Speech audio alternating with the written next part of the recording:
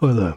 So this final video is mainly about tying up the loose ends and resolving minor issues that are with this project so far. So the first thing that I'd like to focus on is cancelling out these red operation nodes. So we're going to focus on the Flatland 2 operation first. And if we click on the operation and then hover the mouse over the node, it tells us what the error is, which is a contact with workpiece on rapid feed. So this is an issue that can be solved in the links menu. So if we go there now, and the two primary things here that I'm seeing that are causing me some concern. One is the link clearance height, and this is the height that's set for the tooltip to elevate by when it's moving across areas that it's already machined. 0.1 of a millimeter is rather small, so I'm going to bump that up to 2 millimeters, which is a little exaggerated, but you know, with the amount of interpolation that goes on with robot motion, the more we give it, the easier a time it has. And the other one is the safe distance, which is a sort of an XY coordinate issue, whereby it's only got 0.6 millimeters to be able to play with there, which is a bit on the small side. So I'm going to bump that up from 10% to 50%, which should give us 3 millimeters. And hopefully that should resolve the worst of those problems. So we're going to recalculate this now, and the unfortunate side effect of having to go back and do changes midway through is that it does affect every subsequent operation as well. So I'm going to very quickly recalculate everything just to make sure that everything is recalculated fully, because sometimes it does leave gaps.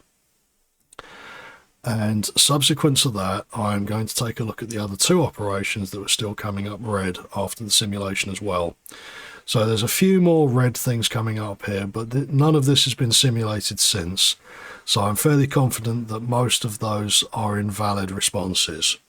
However, the 2D Contour 1 and 2D Contour 2 operations were presenting us with problems. So if we take a look at 2D Contour 1, the first thing that I can see that's likely to cause us an issue is the fact that we don't have any kind of proper lead in or lead out, nor do we have any kind of plunge resolution. And if we hover the mouse over the red node, we can probably see that yes, contact with workpiece on rapid feed and the ramp angle is too high. So that means that we don't have any proper ramping enabled, and the contact with the workpiece on the rapid feed means that it just plows straight into where it needs to be cutting without any kind of lead in. So let's change that now. We can set the lead in. So if we set the engage lead in by arc, now 7 millimeters radius doesn't sound very big, but if we pan over to a top-down view and look, we can see that this radius is going to exceed the bounds of these smaller holes. So I'm going to set that radius to 3 millimeters instead, which is much tighter, but that should keep everything within its respective tolerance. We're also going to set a plunge on lead in. So I'm going to set the height of that plunge to 100%, which is 4 millimeters, just to give it a little bit extra to work with. I'm also going to increase the ramp angle quite drastically on this. Because these are quite small holes that they've got to work into, there's not a lot of space for a very low angle to come in. So I'm going to set it to near vertical, but not quite. So 75 degrees. And I'm also going to smooth the arc of that approach as well, so it's a 5 millimeter radius on there. Okay. Now, finally, there was one other thing that I spotted, which I'm hoping you should have caught as well. In this large cutout area here, the placement for this entry point is not great. Okay. It's going to cause us problems because it's going to try and arc out into the actual workpiece itself.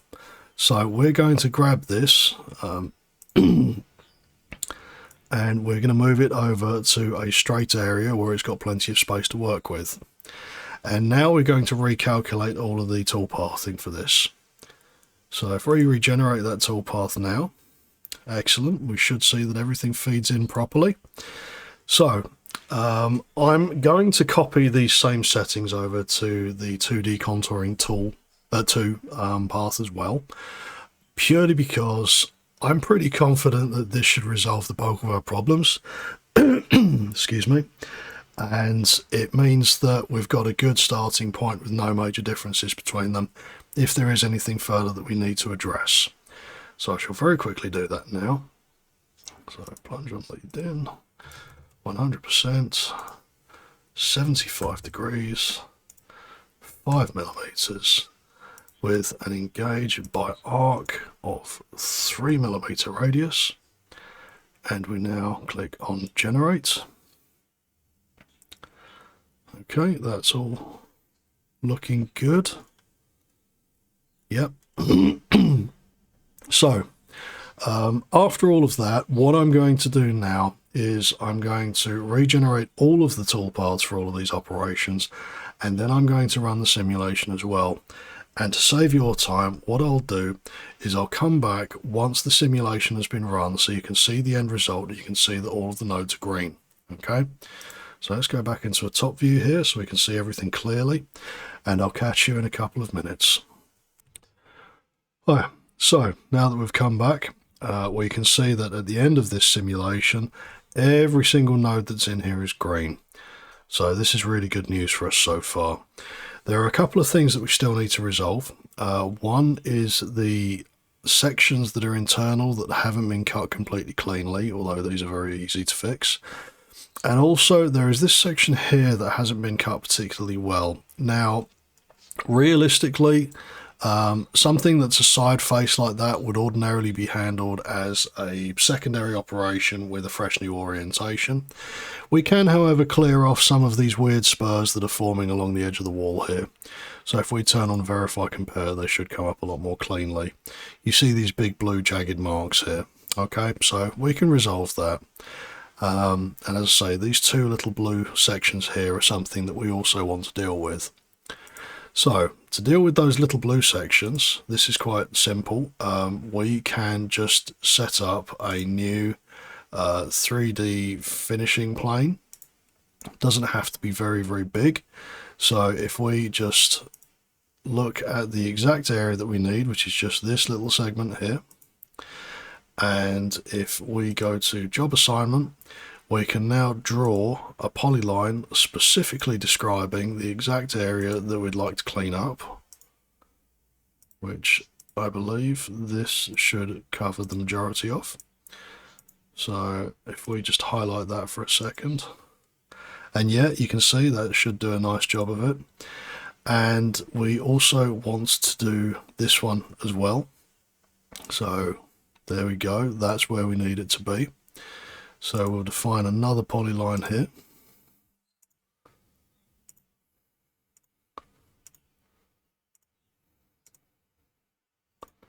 And that should hopefully cover everything that we require. So let's just check. And yes, perfect.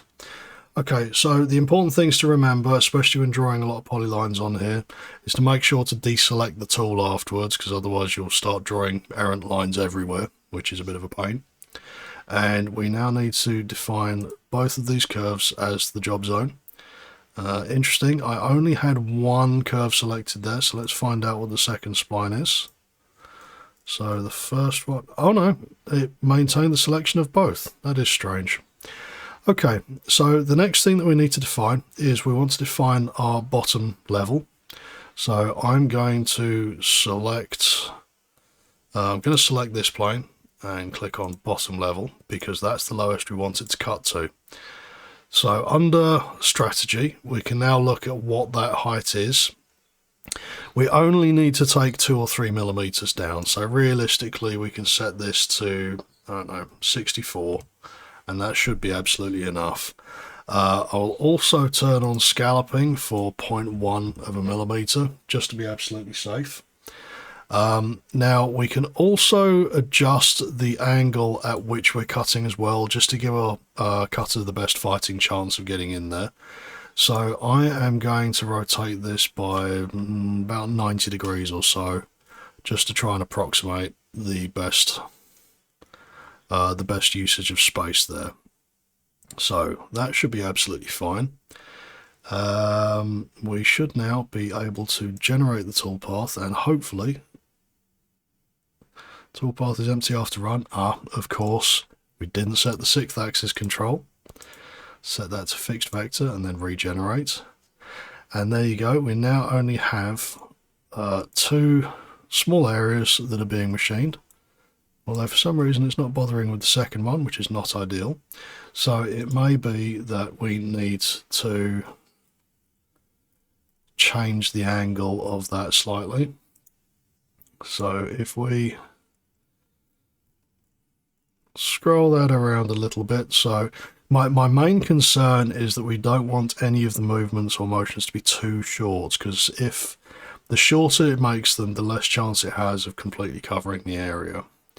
So we regenerate that toolpath now. Okay, it's still only doing that first one. So if we very quickly simulate this just to see what it comes up with, slow it down a tiny bit. And yeah, so it cleans up this area perfectly well.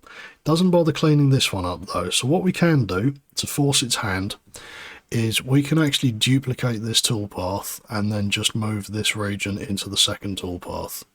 So that may end up resolving our problem. It also means that we can adjust our angle accordingly if we need to as well. So we click on duplicate, and in this one we delete the first geometry, and in this one we delete the second geometry, and we recalculate both of these. Excellent. Okay, that should be absolutely fine. And we can now simulate both of these from where we are. So slow this down. There you go. So that's the first one. And now we have the second one being machined away, which is perfect. So that should give us a much cleaner surface finish there. And you can see how there's a tiny amount of pale blue, but nothing serious there. And bearing in mind the pale blue is only, well, 0.01 of a millimeter difference. So overall, that's pretty good. Now, finally, I would like for us to try and clean up this edge a bit. Now, there's a couple of different ways we can try and approach it, but I'm going to go with the simplest and the least likely to go wrong. And that is going to be using a 3D contouring path just to follow this curve up. That's it, nothing more. Okay, because as soon as we start following it down, we start running into compensation issues, which can lead to gouges of the part. So if we go to Add Operation, 3D Entry, and 3D Contouring, we can now define this curve as the curve that we're after, and we want to make sure that there's the offset defined here as well. So when we pan over to the top, we can see that that line is now offset from here by half the tool width. That's great. The next thing that we need to define, so as to avoid any kind of gouging issues, is if we go into strategy and we set the bottom offset of this as well. So I'm going to set this to 1.5 millimeters. Which should give us just enough clearance to be able to make a very nice, quick, clean scoop of that.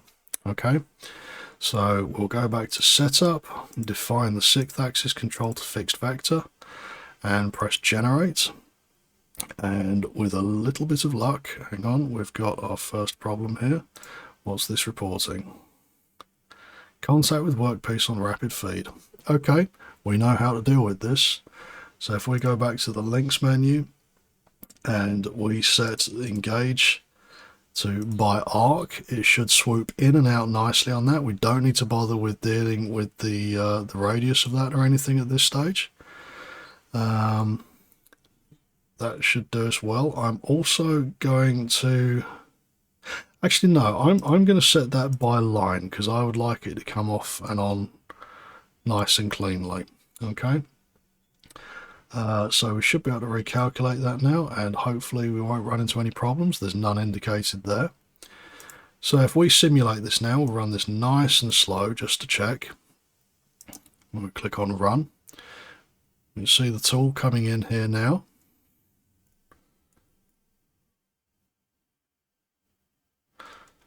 Okay, so that now comes in, and all it's doing is just scrubbing off those spurs there, nothing more. Okay, because this is already fairly close to final height, and we're not going to achieve a perfect result with a ball nose finish, because again, that really is something that wants to be handled at a different approach. But for scrubbing off as much material as is possible to try and minimize that load going forward, I think that's probably about the best result we're going to achieve with this. So we'll wait for that tool to figure out where it's going now, and once that's finished we should get a green node there, which is great, and with the verify compare we can see that the vast majority of this is now green and clean. This is about as close as we're going to be able to get to completely finishing a project on this kind of a shape. So ordinarily this sort of form would be done probably with more 5-axis motions, but we have managed to stick entirely within 2D and 3D operations throughout all of this, which I'm hoping has highlighted the versatility of these operations to you, as well as illustrating just how powerful some of the tools for being able to fault find and troubleshoot ENCY provides us with. So I hope this has been informative and helpful for you, and I shall see you in the next video series. Take care.